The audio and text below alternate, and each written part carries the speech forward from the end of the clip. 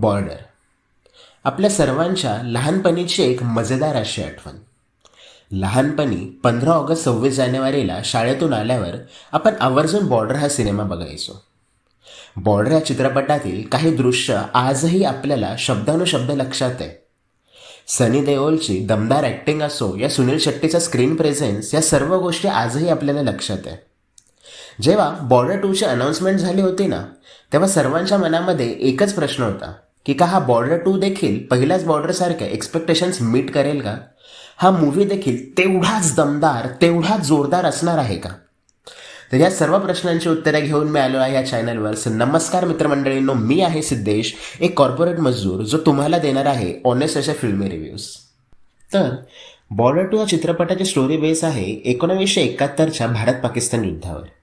आणि या युद्धामध्ये भारताने पाकिस्तानची काय हालत केली होती ना, हे सर्व जगाला व्यवस्थित माहिती आहे. तर ह्या मूवीमध्ये आपल्याला दाखवण्यात आलं आहे की कसे 3 मित्र जे वेगवेगळ्या आर्म फोर्सला बिलॉंग करतात, ते जेव्हा एकमेकांसोबत भेटतात, ते एकमेकांसोबत ट्रेनिंग करतात, तेव्हा त्यांची कशा प्रकारे मैत्री होते, त्यांची आपापसामध्ये कशी कानाफुसी चालते, ते आपापसामध्ये त्यांची कशी एकमेकांसोबतच फाईट चालू आहे, त्या तिघांची पर्सनल लाईफ कशी आहे, त्या तिघांची प्रोफेशनल लाईफ कशी आहे, ते तिघं कशा प्रकारे युद्ध लढतात, हे सर्व आपल्याला. जर बोलायचे झाले सनी देओलविषयी, तर फक्त एकच म्हणावं लागेल की हा माणूस त्या मूवीचा बॅकबोन आहे. ह्या माणसाने तो मूवी पूर्णपणे एका वेगळ्याच उंचीवर नेऊन ठेवला आहे. म्हणजे सनी देओल जेव्हा पण स्क्रीनवर आपल्या समोर येतो ना, आपल्याला प्रत्येक मिनिटाला, प्रत्येक क्षणाला गुजबम्स येतात. सनी देओलचा आवाज असो किंवा सनी देओलचे ते दमदार परफॉर्मन्स असो, म्हणजे जेव्हा सनी देओल बोलतोय ना, आपल्याला लिटरली असं फील होतं की यार वाव, काय बघतोय आपण असं. आणि इंटरव्हलच्या आधी सनीचा जो एक मोनोलॉग आहे ना, म्हणजे एक तो कॉलवर जे ते एक पाकिस्तानी मिलिटरीवाल्यासोबत जे बोलतो ना, अक्षरशः सांगू म्हणजे यार की एक एक वेगळ्याच लेवलचा कन्व्हर्सेशन आहे यार. ते एक वेगळ्याच लेवलचे गूजबम्स आपल्याला देऊन जातं. वरुण धवन, तर ह्या माणसासाठी ना मी फक्त एवढंच म्हणेल, बॉस वी आर सॉरी. म्हणजे संदेश आत्याच्या 10 सेकंदाच्या टीझरवरून जे आम्ही सर्वांनी वरुणला जे जज करून घेतलं होतं ना, वरुणच्या पोटेन्शियलवर जे आपण डाऊट्स घेत बसलो होतो ना, जे आपण वरुण धवनला शिव्या देत बसलो होतो, जे आपण त्याला ट्रोलिंग करत बसलो होतो ना, त्या गोष्टीसाठी Varun Dhawan we R sorry. म्हणजे ज्या पण माणसाने हा 3 तास 19 मिनिटचा मूवी बघितला ना, तो लिटरली फक्त एवढंच एक म्हणेल यार की काय ॲक्टिंग केली आहे राव या माणसाने. म्हणजे ज्या पण फ्रेममध्ये वरून येतोय, ज्या पण सीनमध्ये वरून येतोय ना, तिथं फक्त आपल्याला एकच एक्सप्रेशन आपल्याला निघतं की वाह, काय काम केलं या माणसाने. एकदम एक म्हणजे बॉर्डर 2च्या आधी बदलापूर हा माझा वरुण धवनचा फेवरेट मूव्ही होता. बट मी याच्यानंतर हे म्हणेल की माझ्यासाठी बॉर्डर 2 हा वरुणचा बेस्ट मूव्ही आहे. जे 3 तास या माणसाने निभवले आहे, म्हणजे मी तर एवढंच म्हणेल की सनी देओलला पण त्याने काही काही सीनमध्ये खाऊन टाकलेलं आहे. त्याच्यापेक्षा दमदार काम त्याने ह्या मूवीमध्ये केलं आहे, हे माझं पर्सनल ओपिनियन आहे. तर आता नंतर बोलायचं झालं आहान शेट्टीविषयी, तर हा आहान शेट्टीचा डेब्यू फिल्म होता. आहान शेट्टी सुनील शेट्टीचा मुलगा आहे आणि आहान शेट्टीचं काम पण आपल्याला लिटरली त्याच लेवलचं वाटतं की म्हणजे बॉर्डर 1मध्ये जसं सुनील शेट्टीने काम केलं होतं, तोच ऑरा घेऊन आहान शेट्टी ह्या मूवीमध्ये आला आहे. आहान शेट्टीचा पण स्क्रीन प्रेझेन्स छान आहे, त्याचं पण काम एकदम व्यवस्थित आपल्याला वाटतं.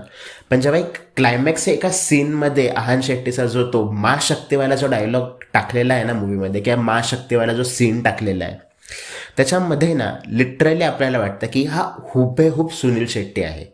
की म्हणजे एक एक इतक्या लेवलची एनर्जी आहे त्याच्यामध्ये, ते इतक्या लेवलचा फ्लो आहे ना त्याच्यामध्ये की अतिशय सुंदर. म्हणजे आता त्याच्याविषयी मी अजून असं काही जास्त बोलायला नको, पण खूप मस्त काम केलेलं आहे त्या माणसाने या चित्रपटात.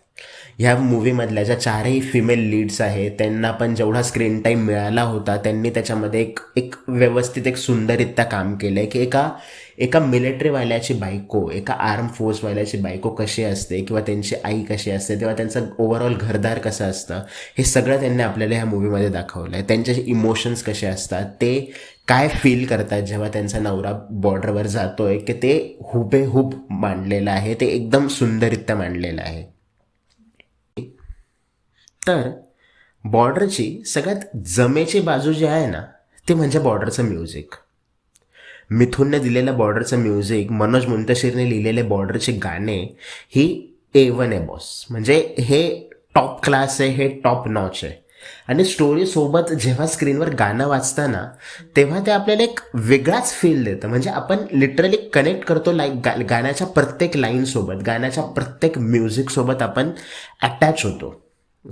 आणि याच्यामध्ये सोनू निगमने गायलेलं संदेश से आते है एक टॉप नॉच आहे. म्हणजे जसं मागच्या बॉर्डरमध्ये होतं की सगळ्या सगळ्या सैनिकांना जी चिठ्ठी आलेली आहे, ती चिठ्ठी वाचता वाचता ते गाणं म्हणतायत संदेश से आते है, आणि तो जो इमोशन्स होता ना, ते लिटरली इथे पण तेवढ्याच रीतीने आपल्याला दिसून येतं. म्हणजे आपल्याला हे नाही वाटत की हे एक रिमेक सॉन्ग आहे, आपल्याला हे नाही वाटत की याच्यात काहीतरी चेंजेस केलेले आहे. तो त्याच लेवलचा इमोशन्स आहे यार. म्हणजे ती त्याच लेवलची फिलिंग आहे. आणि अजून बोलायचं झालं तर ह्या मूवीमधील माझं पर्सनल फेवरेट ते म्हणजे जेव्हा मूवी संपतो आणि एंडला सोनू निगमच्या आवाजामध्ये मिट्टी के बेटे हे गाणं लागतं. त्या स्क्रीनवर जे दाखवलं आहे ना, ते एक 5-6 मिनटाचं, एक 7 मिनटाचं जे ते गाणं आहे ना, की लिटरली म्हणजे मी जेव्हा थिएटरमध्ये बसलो तो हार्डली कोणीतरी एकच असं असेल की ज्याच्या डोळ्यामध्ये अश्रू नव्हते. की लिटरली रडवलं यार त्या माणसाने. म्हणजे की ह्या गाण्यानंतर मी फक्त म्हणेल की मिथून, सॅल्यूट आहे तुम्हाला.